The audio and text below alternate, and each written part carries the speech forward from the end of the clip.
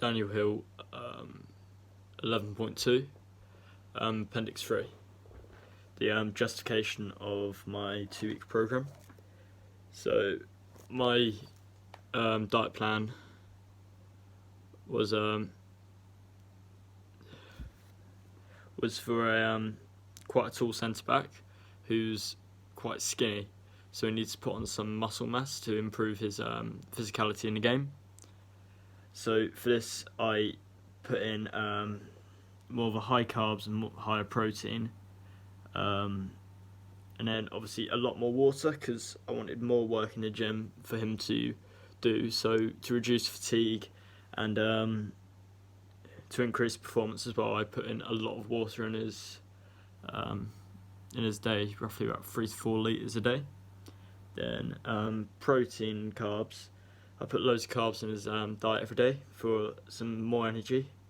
Then protein, obviously, for muscle growth and repair. I got if he didn't drink the amount of water a day, obviously, other than his muscles fatiguing, his performance would decrease. So if there's 3% less water in the body, there's you lose 10% strength and 8% speed, and you're more likely to get injured from that. So with the all the gym workout, I would have given the centre back to improve his muscular mass and just strength. It would have been very vulnerable to some injuries. Then in my diet plan, the food that I gave, for some examples, was 700 grams of mashed potato, which was 600 calories alone. That was and a lot of carbs in there from the potatoes, and other high carbs I put in there. Got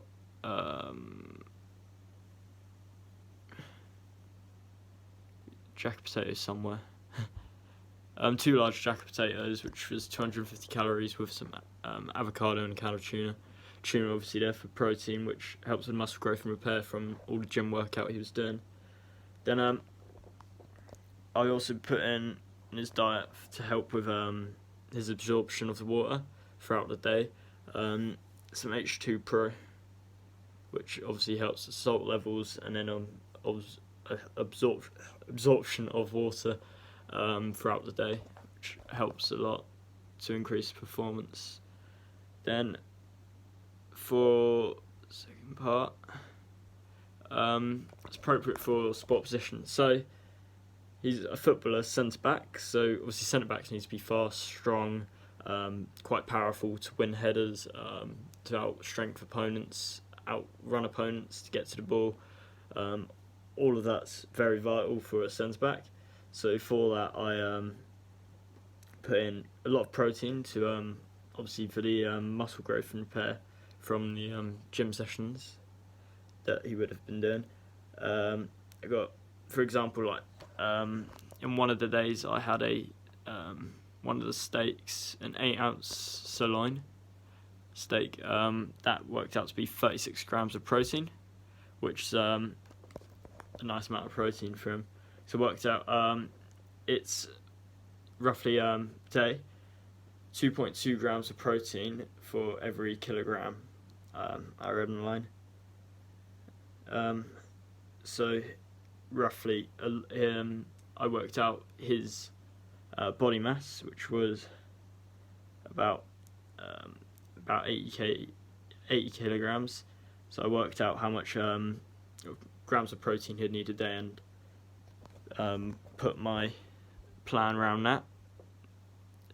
Then also I spaced protein out so he could, because obviously protein takes quite a while to digest, so I didn't have all the protein in one meal. Obviously spaced it out between meals quite evenly, so he got the right amount of protein in the day, but allowed him time to digest it all. Then for carbs, the energy, I chose the more unrefined carbs, so like the brown rice, like wholemeal stuff, because was it? That helps with so when where was it?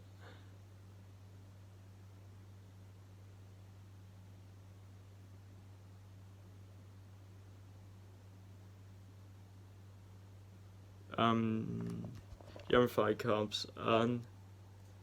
Yeah, that's just a lot better for you. It helps slow down the absorption of sugars into the blood, and the insulin hormone is then stopped being produced. And if it's not trained, the hormone would then store glucose, and if they don't train, the glycogen won't be stored. And then it could be stored as fat, which wouldn't be as good, because as a centre back you'd want to be quite lean and have more useful muscle mass rather than more useless, well, not really useless but less effective fat. You'd want as much as lean as possible to have as much of the mass to be muscular as possible. So yeah, that could be a bad effect for that. And then because he's an elite performer, I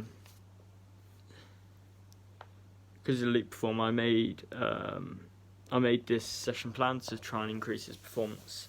So obviously, as an elite performer, he'd have a lot of training each day, roughly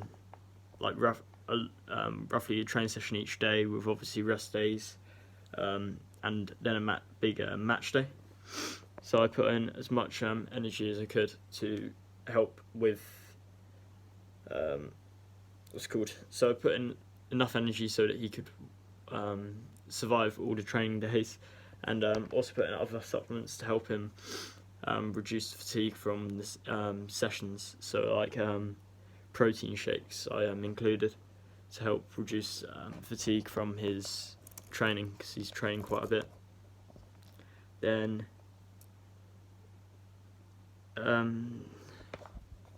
the last bit was